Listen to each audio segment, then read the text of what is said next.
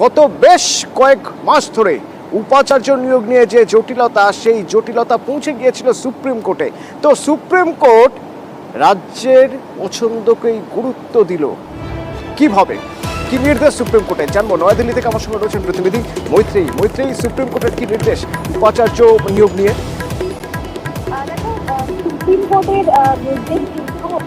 Supreme কোর্টের তরফ থেকে রাজ্যপালের যে পছন্দ সেটাকে বাছাই না করে একেবারে সার্চ কমিটি গঠন করে দেওয়া হলো সুপ্রিম কোর্টের তরফ থেকে।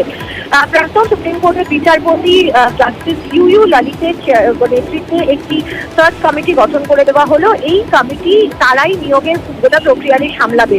এবার কিভাবে হবে নিয়োগ প্রক্রিয়া, সেখানে যেটা বলা হচ্ছে যে এই সার্চ কমিটি তারা প্রত্যেকটি বিশ্ববিদ্যালয়ের জন্য আলাদা আলাদা করে তারা সার্চ কমিটি গঠন করতে পারে, অথবা একটি সার্চ কমিটির আন্ডারে বেশ কিছু সাব সার্চ কমিটি তৈরি করা হতে পারে।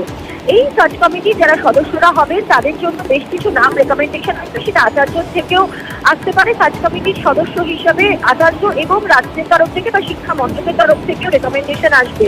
সেখান থেকে 4 জনকে বেছে নেবেন চেয়ারম্যান নিজে, এবং এই চেয়ারম্যান তিনি যে বেছে নিচ্ছেন সেখানে তার পছন্দের 4 জনকে তিনি বেছে নেবেন এবং সেই অনুযায়ী কমিটি কাজ করবে।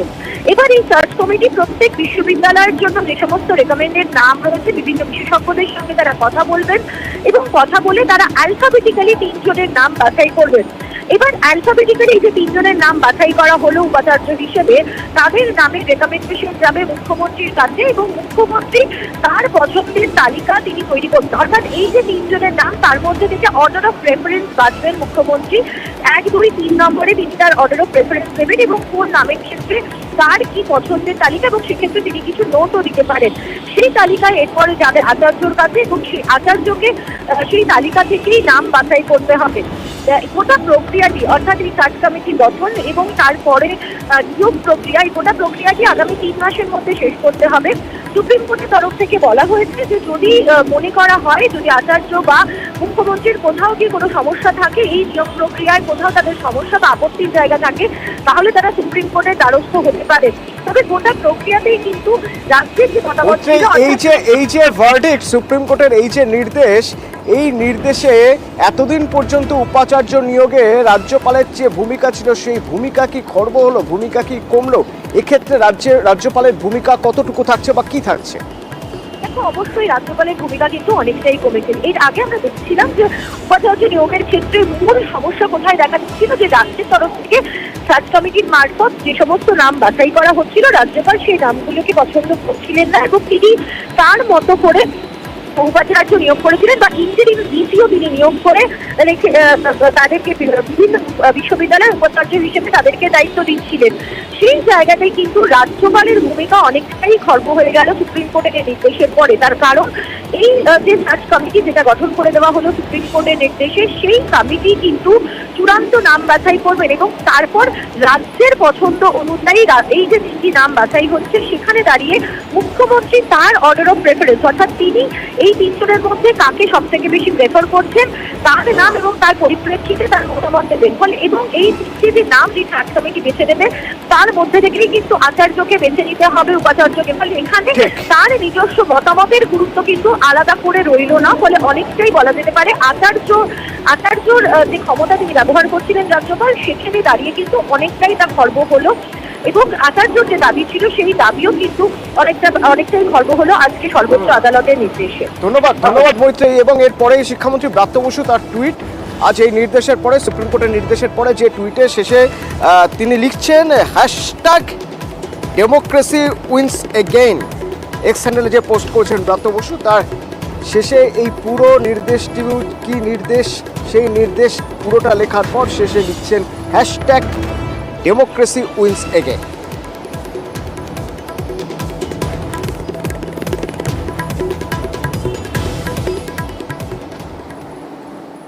এরই পাশাপাশি সুপ্রিম কোর্টে আমাদের আজ দিনভর নজর থাকবে, তার কারণ আজ ইউজি নেট, সে নেটের আজ মামলার শুনানি রয়েছে। অর্থাৎ সবকটি মামলা একত্র করে আজ শুনানি হবে সুপ্রিম কোর্টে এবং এই শুনানি অত্যন্ত তাৎপর্যপূর্ণ। তার কারণ নিট ইউজি এই মামলায় যে বেনিয়মের অভিযোগ রয়েছে তাতে মোট 38টি মামলা দায়ের হয়েছে এবং এই 38টি মামলার আদালতের নির্দেশে সব মামলাগুলো যাবতীয় মামলা একত্রিত করে কেন্দ্র সরকারের জবাব তলব করেছে সুপ্রিম।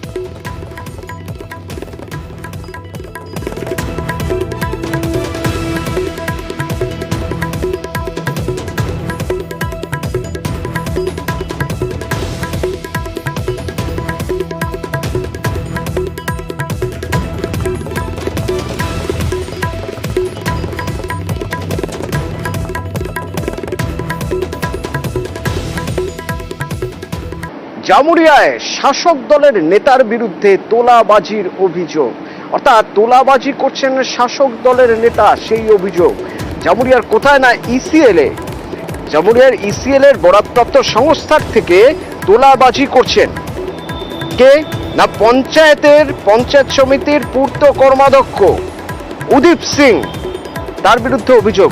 আচ্ছা, কিরকম ভাবে তোলাবাজি করছেন, তার বিরুদ্ধে ঠিক কি অভিযোগ? দীপক প্রতিনিধি আমার সঙ্গে সরাসরি রয়েছেন। দীপক, কিভাবে, কোন প্যাটার্ন, মানে কিভাবে তোলাবাজি করছেন উনি, এবং তার বিরুদ্ধে যে অভিযোগ করা হচ্ছে সেই অভিযোগের ভিত্তিতে পুলিশই বা কি করছে?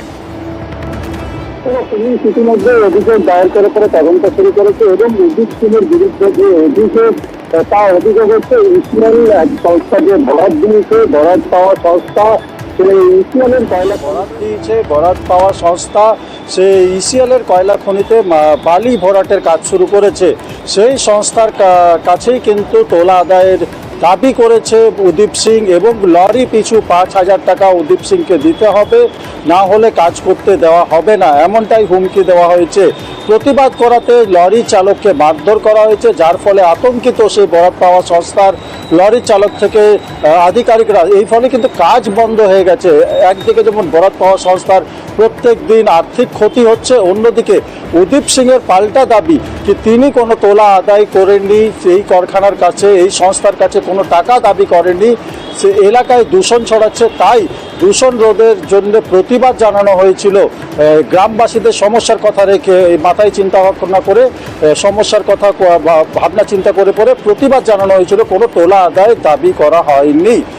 কিন্তু এই বিষয়ে বিধায়ক হরিরাম সিং জানাচ্ছেন কি যে গোটা ঘটনায় কিন্তু তার নজরে ছিল না, সংবাদ মাধ্যমের থেকেই কিন্তু তার গোটা ঘটনা তার নজরে এসছে এবং ঘটনা তদন্ত করবেন তিনি, এই আশ্বাস দিয়েছেন।